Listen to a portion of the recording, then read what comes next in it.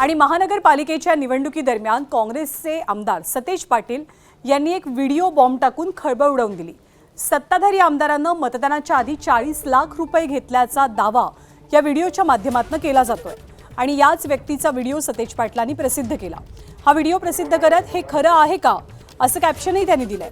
सतेज पाटलांनी मुख्यमंत्री आणि उपमुख्यमंत्री एकनाथ शिंदेंना सुद्धा या व्हिडिओमध्ये टॅग केलंय आणि सरकारनं आता स्पष्टीकरण द्यावं अशी मागणी केली आहे। त्यामुळे या व्हिडिओची सत्यता आणि पडताळणी होणं गरजेचं असल्याचं सतेज पाटील म्हणतात।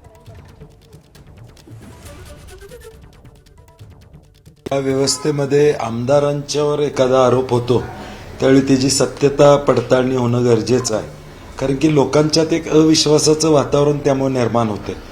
त्यामुळे मी तो ऑफिशियल पेजवर टाकून मुख्यमंत्री उपमुख्यमंत्र्यांना टॅग केलेला आहे की ताबडतोब मतदानाच्या आधीपर्यंत याचा खुलासा व्हावा।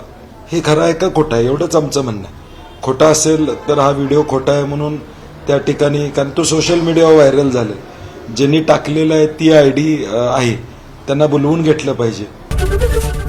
एबीपी माझा, उघडा डोळे बघा नीट।